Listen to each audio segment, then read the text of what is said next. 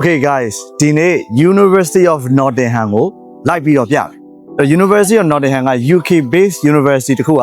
မလေးရှားမှာဘယ်လို campus တွေရှိလဲ World Ranking 1 to 100မှာဝင်နေတဲ့တက္ကသိုလ်တကယ်အပြင်မှာရောဘယ်လို facility တွေရှိပြီးကျောင်းသားတွေအတွက်ဘယ်လောက်ထိအဆင်ပြေမလဲဆိုတော့